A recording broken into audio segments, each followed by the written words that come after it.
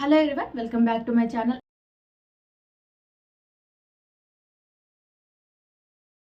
I am Shruti. నేను fashion డిజైనర్ని. ఈరోజు ఈ వీడియోలో మనం టెక్స్టైల్ సైన్స్ 2 సబ్జెక్ట్లో టాపిక్ అనేది వీవింగ్ అండి.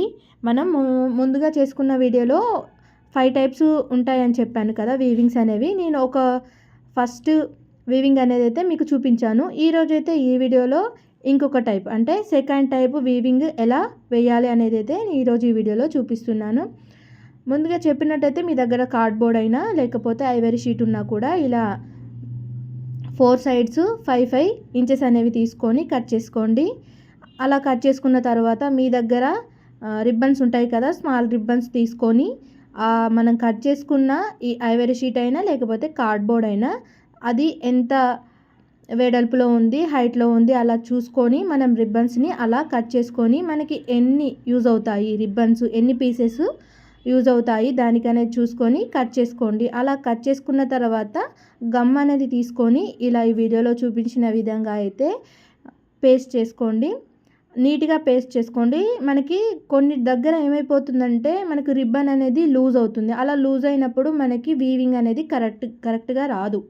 సో అలా రాకుండా మీరు ఏం చేయాలంటే టోటల్గా అంటే ఫిట్టింగ్ అనేది మంచిగా ఉండేలాగా చూసుకోండి. మళ్ళీ లూజ్గా అయిపోవడం వల్ల మనకి వీవింగ్ సరిగ్గా రాదు. అది మళ్ళీ మనము ఐవరీ షీట్లో పేస్ట్ చేసేటప్పుడు కూడా మనకి నీట్గా కనిపించదు. అలా కాకుండా మంచిగా ఫిట్గా అంటే మనకి ఐవరీ షీట్ అయినా కార్డ్బోర్డ్ అయినా ఎలా ఉందో దానికి నీట్గా ఉండేలాగా అంటే ఫిట్టింగ్ అది ఎలా ఉందో అలా ఫిట్గా ఉండేలాగా చూసుకొని పేస్ట్ చేసుకోండి.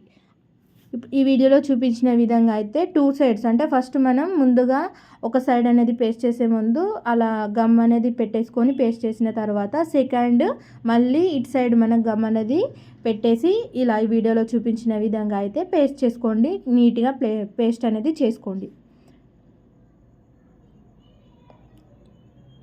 మీ దగ్గర రిబ్బన్స్ ఈ కలర్స్ కాకుండా మీకు నచ్చిన కలర్స్ అనేవి కూడా తీసుకొని చేసుకోండి. నేను 2 కలర్స్ తీసుకున్నాను. అంటే టోటల్గా నేను 5 వేసాను కదా, అంటే 5 వీవింగ్స్ ఉన్నాయి కదా మనకి డిఫరెంట్ టైప్స్.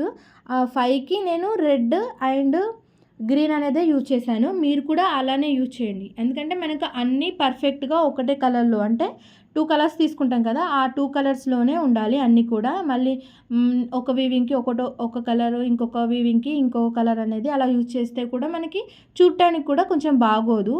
కొంచెం యూనిక్గా ఉంటుందేమో కానీ మనకి కొన్నిసార్లు పర్ఫెక్ట్గా అనిపించదు. సో అందుకే మీరు 5 వీవింగ్స్ కూడా ఏ కలర్స్ అయితే మీరు ఫస్ట్గా యూజ్ చేశారో రిబ్బన్స్ అవే కలర్స్ అనేవి యూజ్ చేసుకోండి.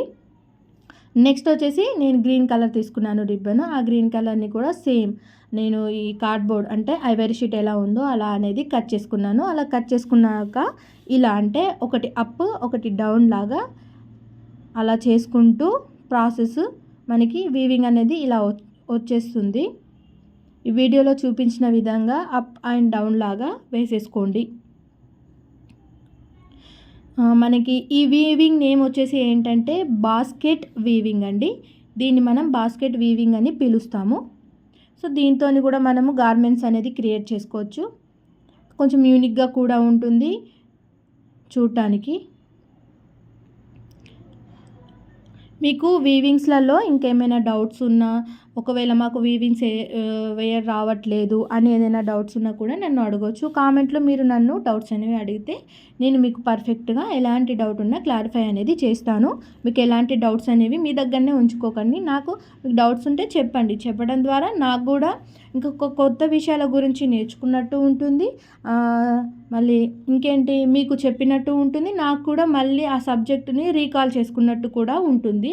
మీకు ఎలాంటి డౌట్స్ ఉన్నా నన్ను అడగండి. ఎలాంటి ఇబ్బంది అయితే పడిపోకండి.